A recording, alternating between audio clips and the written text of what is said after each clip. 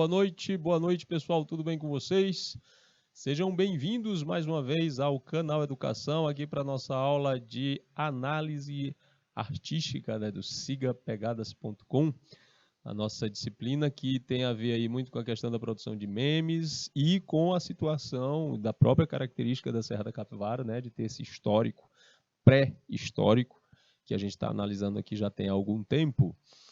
E hoje eu falei na aula passada sobre pré-história piauiense, para a gente entender mais ou menos ali, não entender mais ou menos, mas para entender o que estava acontecendo, ou o que aconteceu na arte rupestre piauiense, certo?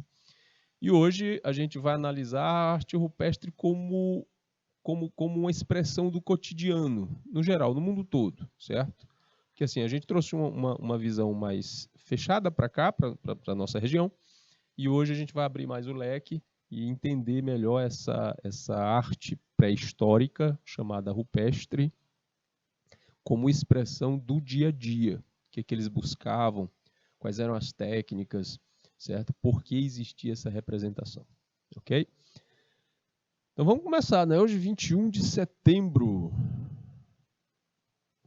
O mês de setembro já está indo e a gente vai também. Segundo o nosso roteiro de aula, a gente tem o quê?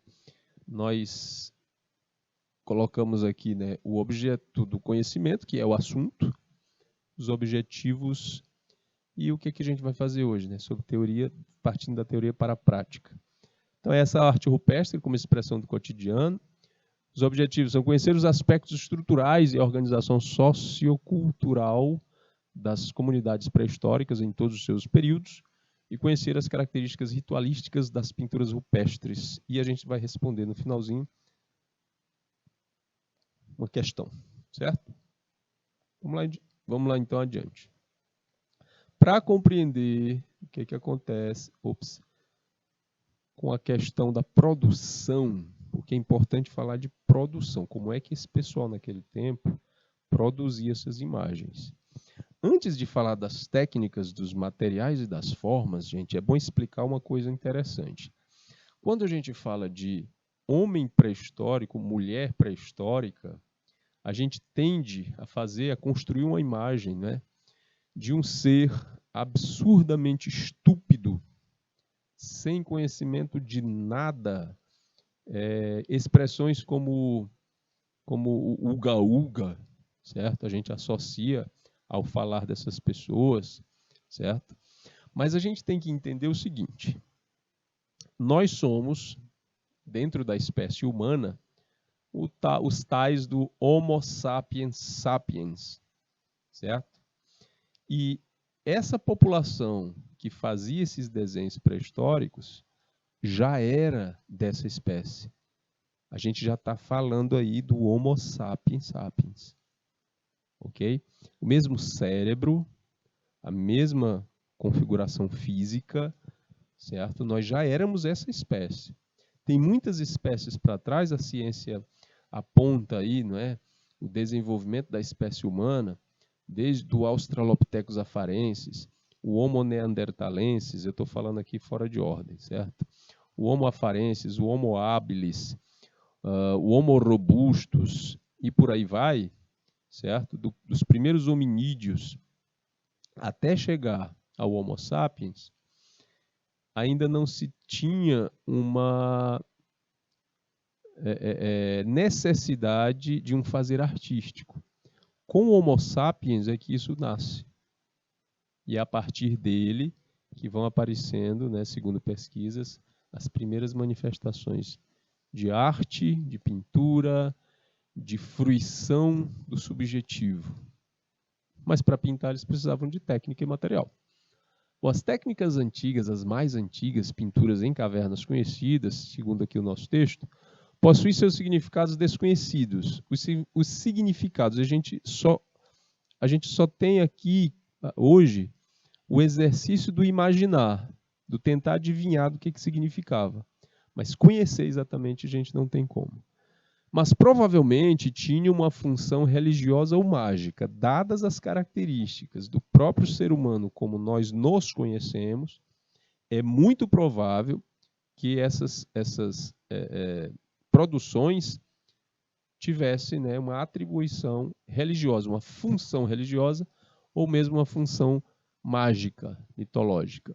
Os artistas optavam por representar o mundo que viam ao seu redor e frequentemente retratavam animais, às vezes formas quase humanas e, em alguns casos, sinais abstratos que talvez tivessem um significado espiritual. Por que animais? Porque acredita-se que esses artistas fossem os mesmos caçadores. Então, uma pessoa que se especializa na caça, ela tem por observação, né, muito mais frequente a ação da observação, né, do animal que ela observa, que ela caça, né, que ela abate e que ela traz para a comunidade para ser consumida. Então ela sabe de nuances daquele animal, sobre forma, cor, o revestimento do corpo, né, o couro, o pelo ou a pena. Ela entende tão bem, é uma atividade tão próspera de relação em termos de forma e identificação, que essa pessoa tem capacidade de retratar isso de memória numa parede de uma caverna pintando. Certo? Não é uma atividade específica de artistas, mas todos os artistas considera-se que eles tenham sido caçadores e coletores. A idade desse pessoal. Estima-se que os artistas das cavernas tivessem entre 9 e 17 anos. Por conta mesmo da questão da esperança de vida naquela época. Na época do Paleolítico Superior, que é a primeira fase da chamada Idade da Pedra, da Pedra Lascada, a esperança de vida era muito pequena, 25 anos apenas. Então, uma pessoa com 25 anos, ela já tinha vivido quase a vida toda. Não é que não houvessem idosos. Havia, mas era muito raro. Muito raro mesmo. A ponto de, por milênios e milênios, serem considerados os mais importantes da comunidade. Né? Os mais sábios eram aqueles que, isso até hoje acontece, são aqueles que agregam mais experiência de vida. Certo? Só que hoje, a sociedade de hoje, ela não valoriza mais tanto quem tem experiência de vida. Certo? A valorização, a hipervalorização da juventude é muito focada, né, nos dias de hoje. E naquele tempo, quanto mais tempo de vida você tinha, mais experiência. E eram poucas as pessoas que tinham tanta experiência, então elas eram salvaguardadas. Elas tinham um status social muito alto, certo? Porque elas tinham muita coisa para passar para as gerações. Bom, esses artistas primitivos utilizavam os recursos que estavam à mão. Quais? Né? Geralmente terras coloridas, chamadas de ocre. Ocre também é o nome de uma cor, que varia do amarelo esverdeado até a cor de ferrugem. O carvão, o sangue como pigmento, tanto o ocre, o carvão e o sangue como pigmento, e a gordura animal, o sangue também, e determinadas seivas vegetais como aglutinante. Professor, o que é uma coisa e o que é outra? O pigmento serve para dar cor. Numa tinta, o pigmento serve para dar cor. Aí a gente vai ter, o que vai dar cor para essa tinta? O ocre, o carvão ou mesmo o sangue.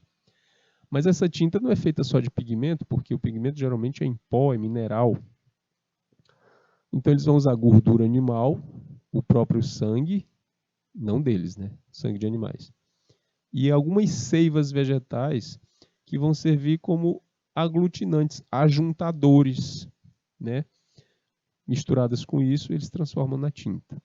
Bom, para pintar, eles utilizavam pincéis de pelos de animais, penas, os próprios dedos e também a técnica do negativo com as mãos. O que é isso? É carimbar a mão na parede. É sabido que, já depois de muita pesquisa, que as primeiras tentativas de pintura na pedra, as primeiras expressividades foram das mãos carimbadas. Então, acha-se que o ser humano estava lá comendo né, se alimentando e com a mão suja de comida, limpou a mão na pedra, estava mais próxima, e percebeu a forma. E daí, tentativa e erro, e curiosidade, insistência, foram se atribuindo simbologia para a forma da mão na pedra. E aí aparece as mãos em positivo, que é carimbar a mão na parede, ou quando você sopra tinta por cima da mão na parede e fica só o contorno da mão com a tinta em volta. Isso aí é que é chamado de negativo, chamada mão em negativo. Então eles fizeram muito isso, até partir para pintar animais, desenhar outras coisas, eles fizeram primeiro essas mãos em positivo e negativo. As formas de pintura na arte rupestre, né, apresentada com as mais diversas, obedecendo a uma classificação específica criada pelos arqueólogos para determinar as possíveis utilizações dos desenhos e imagens dentro de um possível código artístico visual da linguagem. Então, dessa forma, a gente vai ter os abstratos, as formas abstratas, as formas geométricas, exclusivamente geométricas, as formas figurativas ou representativas e os objetos em si. Nos abstratos, são desenhos sem uma geometria clara.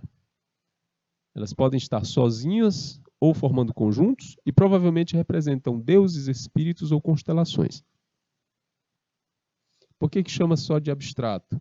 Porque ela pode ser um desenho geometrizado ou pode ser apenas um conjunto de linhas e de formas e de círculos sem uma geometria clara. Mas tem aqueles que são claramente geométricos, né? Desenhos que têm uma geometria clara, né? Covinhas, cruzes, suásticas, círculos, quadros xadrezados, sóis, etc., eram utilizados para marcar território e usados em cerimônias religiosas. E sim, este símbolo, deixa eu colocar aqui de um jeito certo, não posso botar do jeito errado. Esse símbolo que eu vou marcar bem aqui simplesmente, que é chamado de cruz suástica, já existia na pré-história, certo? Como uma formação curiosa, um cruzamento curiosa de linhas. Depois ele foi adotado pelo hinduísmo e algumas estátuas de Buda têm, né, inscrito no peito essa cruz suástica. Aquela que a gente conhece, né, daquele terrível momento da política internacional na Alemanha, ela é contrário, ela é desenhada ao contrário e um pouco inclinada e inscrita dentro de um círculo.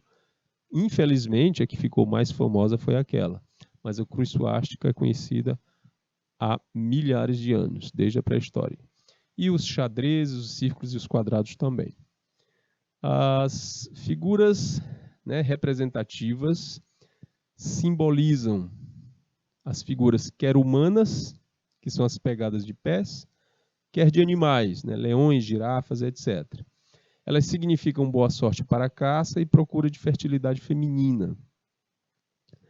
E vão ser as que mais a gente vai ver nas pinturas rupestres, que são as pinturas de animais, certo? Por causa da atividade econômica principal.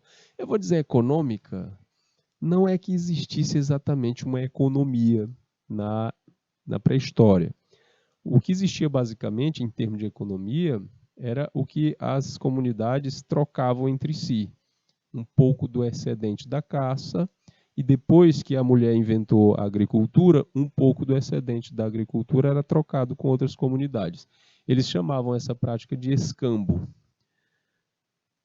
Bom, eles chamavam, né? A gente chama, né, os cientistas designaram essa prática de escambo. A gente não sabe exatamente que língua que eles falavam ou se eles chegavam mesmo a falar uma língua complexa. Mas assim, vamos chamar de atividade econômica, né? Isso de caçar, coletar e plantar. É bom marcar aqui também que a agricultura aparece na segunda fase da pré-história, que é a chamada Pedra Polida, também chamada de Neolítico, certo? Os objetos vão aparecer pintados mais nessa fase do Neolítico. Flechas, carros, barcos serviam como lembretes aos deuses para uma boa caça ou colheita. Como é, professor? Eles pintavam flechas? Sim, tudo bem. Carros? Sim, gente. A palavra carro não designa um automóvel só. Não designa somente um automóvel.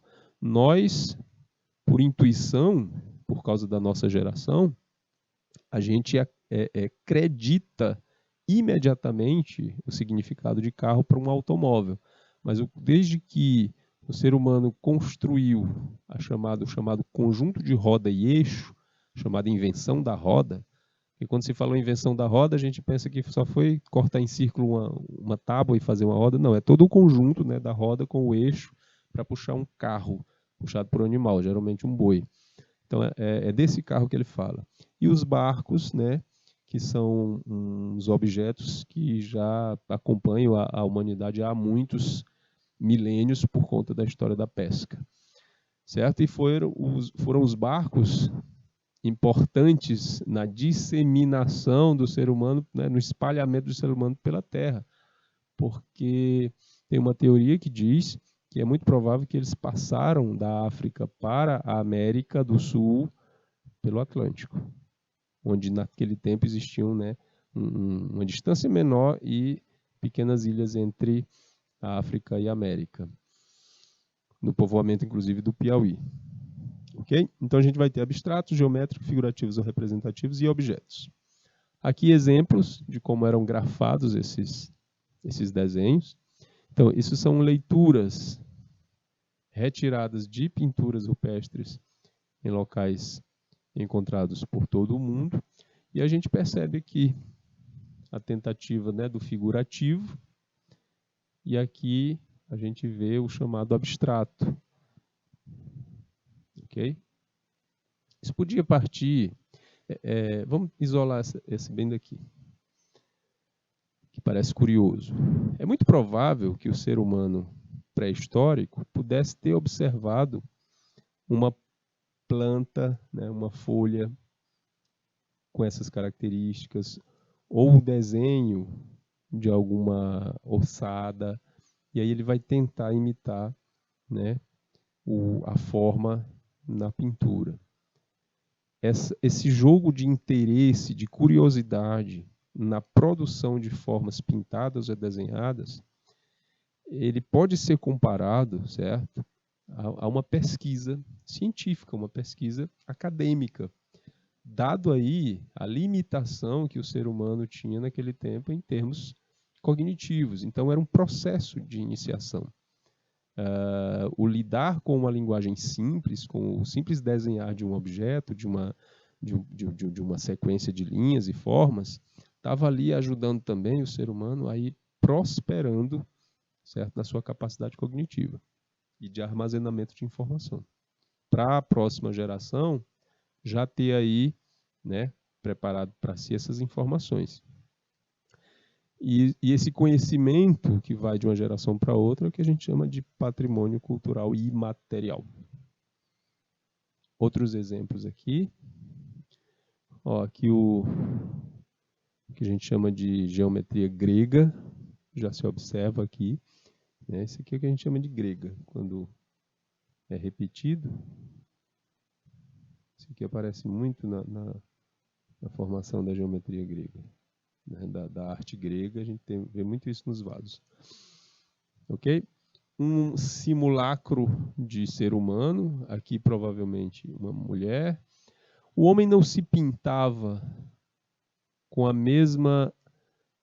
mesmo cuidado de representação que ele pintava um cervo, um bisão, certo? Um urso, um rinoceronte, que era um objeto de caça. Por quê? Bom, bem aqui a gente viu, vou voltar aqui um pouquinho, que essas representações figurativas tinham a ver com a questão da boa sorte para a caçada. Como é que desenhar um animal pudesse dar boa sorte para a caça? Eu expliquei isso na aula passada, quando eu falei dessa crença que eles tinham em prender a alma do animal, né, a essência vital do animal, através da imagem. Muitas tribos hoje em dia, dessas que ainda estão distantes da chamada civilização, existem indivíduos que temem a fotografia. E quando eles veem as imagens deles grafadas na fotografia, eles já entram em pânico, porque eles acham que a alma deles, a essência vital deles está presa lá. Então, essa relação da imagem e da representação era vista com muito cuidado, porque se um animal poderia perder a sua energia vital ao ser desenhado, o homem também poderia. Então, eles desenhavam simbolicamente, né, esse homem pré-histórico nas pinturas rupestres. Onde é que a gente encontra esse tipo de representação? Nos lugares arqueológicos, certo? Lugar do português europeu, sítio. Então, em sítios arqueológicos e de inúmeras formas de arte rupestre, né, foram preservadas ao longo dos séculos em locais específicos. Esses locais de preservação do patrimônio artístico pré-histórico são chamados de sítios arqueológicos, certo? Bom, os mais importantes desses círculos arqueológicos no mundo são esses que estão aqui na lista. Então a gente vai ver que muitos deles são na França. A arte rupestre de Val Camonica, na Itália, a caverna de Lascaux, na França, a caverna de La Marche, que fica perto de Lussac-le-Château, na França, a Chauvet-Pont d'Arc, perto de Vallon-Pont d'Arc, também na França, caverna de Altamira, perto de Santillana del Mar, em Catábria, na Espanha. Aí a gente vai, eu vou circular aqui para vocês, Lascaux, na França, e Altamira, na Espanha, são as mais conhecidas. Certo? Lascaux e Altamira. Há um processo, né, de reconhecimento da característica diferenciada das pinturas em Chauvet-Pont d'Arc, ou Caverna de Chauvet. Mas nos livros didáticos, né, Lascaux e Altamira são as mais conhecidas. A Caverna de Cosquet, como a área ao nível do mar, perto de Marselha, também na França. Fond de Gomme, no Vale de Dordogne, também na França. Parece que é só a França, né?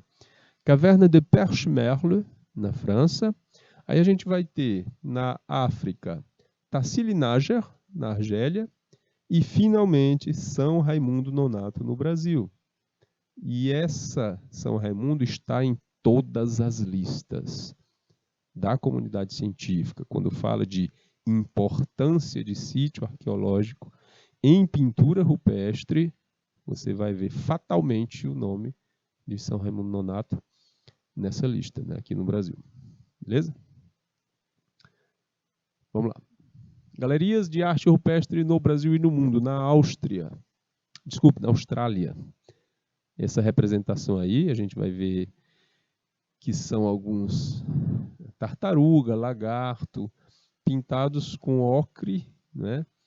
E essa tinta mais, né, esbranquiçada, muito provavelmente feita com cal ou gesso, enfim. O óleo vegetal, aliás, o óleo na gordura animal e a resina vegetal é que são responsáveis por essas tintas ficarem aí por tanto tempo. Então, é o produto natural que fez com que a durabilidade fosse assim tão grande, embora elas estejam aí sempre expostas ao calor, à luz do sol mesmo, às intempéries, é a característica de ser um produto natural que rendeu a essas pinturas, né, essa longevidade imensa aí, principalmente essa dos ocres. Aqui também na Austrália. E há uma nossa tendência, nós temos uma tendência muito grande em relacionar objetos ou formas atuais, né, contemporâneas, a essas formas que a gente vê aí, né, antigas. Então tem muita gente que diz que são capacetes, né, que são referências de extraterrestres, etc. Essa brincadeirinha de falar sobre extraterrestre na hora de relacionar pinturas pré-históricas é feita no mundo todo. Eu não quero aqui dizer que a vida fora da Terra seja impossível ou que seja impossível mesmo haver vida inteligente. Mas eu acho muito curioso ou até questionável que uma cultura extremamente superior, que seja capaz de viajar anos-luz de distância para cá, para a Terra, só para empilhar um monte de pedra ou riscar na pedra alguma coisa e voltar e ir embora. É meio sem lógica isso. Mas enfim, a gente tem essa tendência. Aqui mesmo, nessa figura, tem muita gente que diz que isso aqui são capacetes, né, aqui com os olhos e tudo mais, de viajantes extraterrestres que vieram, né, e deixaram sua marca. Mas vamos lá. Na África a gente vai encontrar, olha só, o desenho naturalístico de uma girafa. Então, gente, só um caçador ou uma caçadora que tivesse ali no seu dia a dia a disposição da observação, da caça, né, o abate e o consumo de um animal pudesse conhecê-lo tão bem a ponto de desenhá-lo assim, né, com toda esse rigor, né, da proporção, da altura, de toda a nuance, né, representativa na pintura, numa pintura como essa. Na África a gente vai encontrar assim e também assim. Aqui está meio de perto, está borrado, mas são desenhos que imitam, né, o corpo de pessoas, corpo humano. Aí vale aqui a mesma regra que eu já tinha falado outra vez, que é de não ser tão fiel na representação dos seres humanos, por causa daquele receio, né, que se tinha de perder a vitalidade por conta disso, por conta dessas pinturas. No Brasil, a gente vai encontrar muito. Aqui no Brasil, a gente vai ter muita formação geológica, né? As cavernas e os paredões. As formas rochosas daqui, elas vão ser basicamente de rochas sedimentares. Então vai ter muito arenito, certo? Essa região toda do Nordeste, do litoral brasileiro, ela era, antes de se separar da África, né? Era tudo mar e muitas dunas de areia. Então, na separação dos continentes, na mudança geológica da coisa toda, montanhas de dunas de areia foram se sedimentando, foram se solidificando e formando as rochas que a gente conhece hoje como arenito. E é comum no Brasil todo, principalmente no Nordeste, a gente ver esse tipo de pedra, certo? Que é o arenito. Se você observar alguma dessas pedras, elas são segmentadas e elas se descamam, elas se soltam como se fossem camadas, certo? Porque é mais ou menos isso mesmo que acontece com o arenito. Outras formas, por causa do vento, por causa da chuva, vão criando uma carapaça em cima que parece assim uma casca de tartaruga. A gente vai ver isso muito em 7 cidades do Piauí e em outras regiões. Então, é nesses paredões que são feitas as pinturas, aqui no Brasil, principalmente com ocre. E o ocre daqui vai variar num vermelho intenso, né, cor de ferrugem, aí umas variações, vamos chamar assim, certo? Mais alaranjadas e amareladas e meio que amarelo esverdeado. A famosa capivara da Serra da Capivara, né, as capivarinhas. Esse desenho é icônico para o Parque Nacional da Serra da Capivara e, em termos de arte pré-histórica, é fantástico. Isso são palavras dos cientistas. Mais uma vez a questão do arenito. Aí, voltando à Europa, aqui o destaque para a caverna de Chauvet-Pont d'Arc, mais conhecida como Chauvet. Então, vejam bem, o detalhamento do tipo de desenho, certo? Esse tipo de asno desenhado aqui, né, uma espécie de equino, né, um jumentinho, ele ainda hoje existe naquela região. Aí a gente vai perceber esses asnos, né, rinocerontes aqui, inclusive alguns brigando, e bovídeos, né, alguns gnus. Então, o que se destaca em Chauvet é a primazia da técnica. A pintura com um bom delineamento, uma pintura com sombreamento natural e um domínio, né, da representação naturalista. A gente vai ver isso em Chauvet-Pont-d'Arc, a gente vai ver isso em Lascaux e a gente vai ver isso também em Altamira, na Espanha. É como se fosse assim o auge, né, da expressividade no uso do material, certo? Na pigmentação e no sombreamento das figuras. A caverna de Lascaux, na França, é conhecida como a Capela Sixtina da pré-história, porque todo o teto que é pintado, né, é de difícil acesso, e eles faziam isso exatamente para ter esse sucesso, né, de prender a alma do animal. Então isso era feito no fundo das cavernas por conta desse processo aí, certo? Ainda temos aqui em Chauvet, certo? Vocês percebem aqui as flechas desenhadas, né, e algumas até atingindo o animal. Existe no desenho das pernas uma partezinha aqui que é livre, ela não toca, a linha vem e ela não fecha. Isso aqui era um indicativo de tridimensionalidade, para dizer que aquela perna estava do outro lado e que havia uma movimentação. Então já era uma preocupação de fazer a figura ser inteligível e dar alguma espécie de movimento. Então, mais uma vez eu digo, não era um ser humano estúpido que fazia isso. Era uma pessoa com consciência da técnica que ela dominava, com consciência da atividade que ela tinha do dia a dia, que era a caça, certo? E com uma subjetividade suficiente para entender a construção da crença sobre a imagem desse animal sendo pintada e a força vital dele sendo, né, recolhida por esse processo.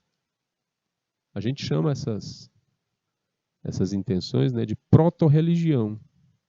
Então, as primeiras religiões nascem desses pensamentos, certo? Míticos, de crenças que vão sendo desenvolvidas até chegar àquilo que a gente vê nos egípcios, né, na primeira cultura, a primeira grande cultura que a gente chama de civilização, né, primeira grande cultura civilizatória, nascida na África, que é a civilização egípcia. Ok? Adiante. Caverna de Altamira, né, os bisões e esses bois. Esses bois aqui,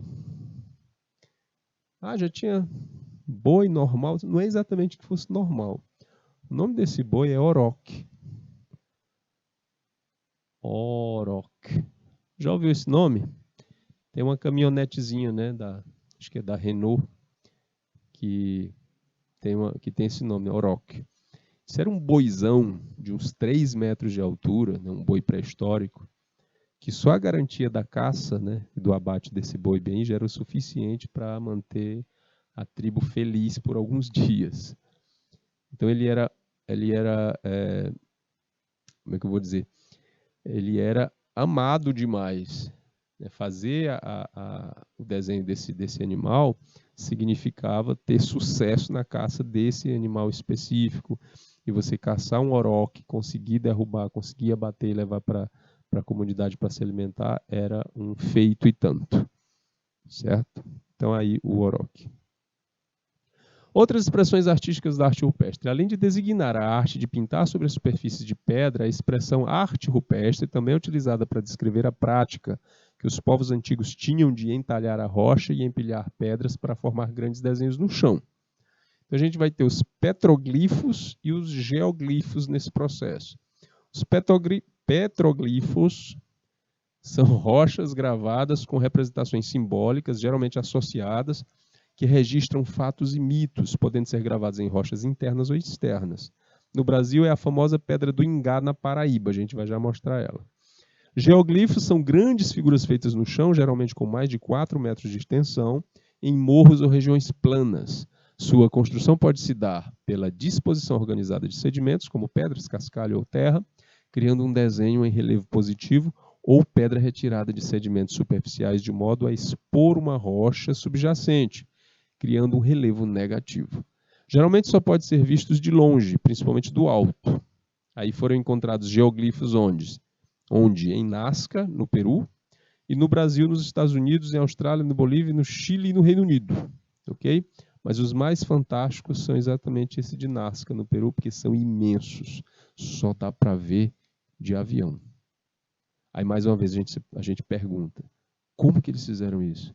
Aí vem a primeira explicação, é extraterrestre. Calma. Gravação, né, exemplos de gravações rupestres, né, os chamados petroglifos. Okay? Aqui na Líbia, formato de um elefante. Ali na Itália, formato de um guerreiro. E a Pedra do Ingá, na Paraíba. A Pedra do Ingá é atualmente um dos monumentos arqueológicos mais significativos do mundo, situada no município de Ingá, no interior da Paraíba. Além de ser um dos mais belos, pode até ser nomeado intrigante e interessante. Constitui-se de uma formação rochosa em gneiss.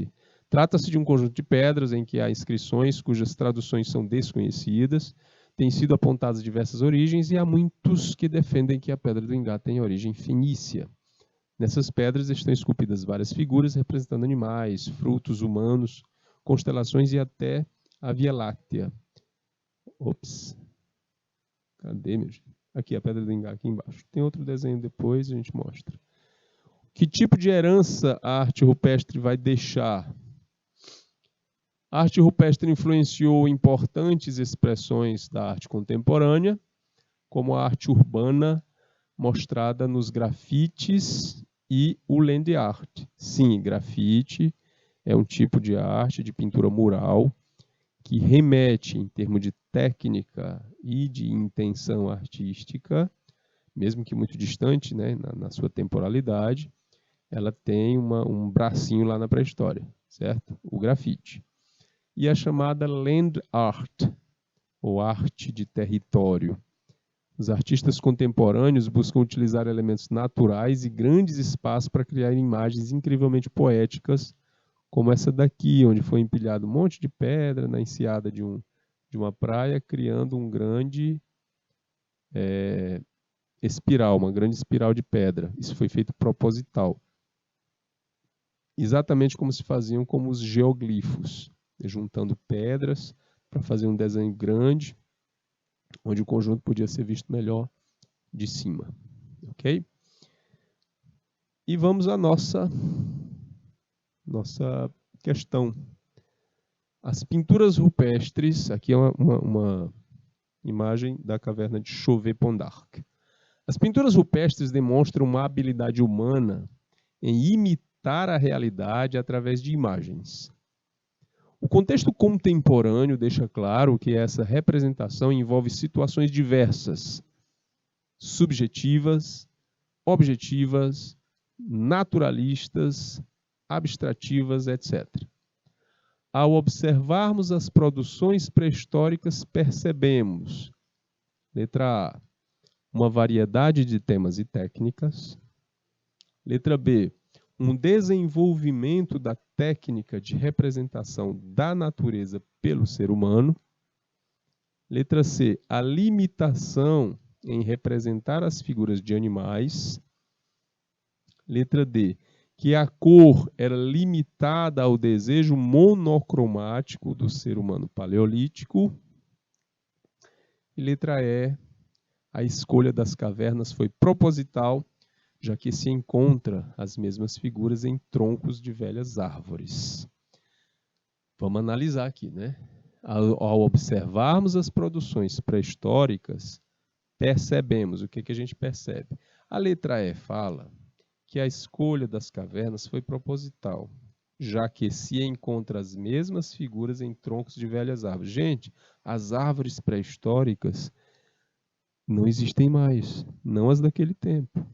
E as que existem, elas ficaram aí como floresta petrificada. E não contém, a gente não tem relato de pinturas que foram feitas em árvores e que junto com elas se petrificaram e foram preservadas. Então essa letra E não bate. Letra D, que a cor ela é limitada ao desejo monocromático do ser humano paleolítico. O ser humano tinha esse desejo monocromático. A gente vê essa pintura monocromática, pelo que eu apresentei aqui até agora. Tem ocre de tudo quanto que é cor, né? Tem vermelho, amarelo, branco, amarelo esverdeado, tem várias cores.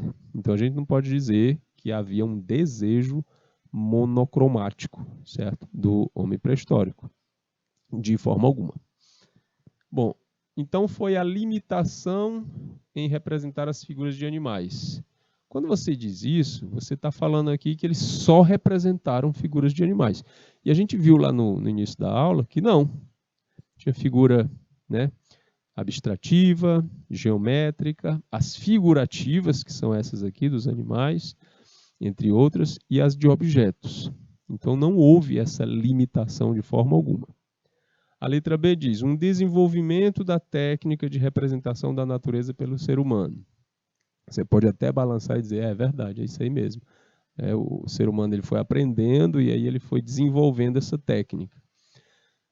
Até que sim, até certo ponto.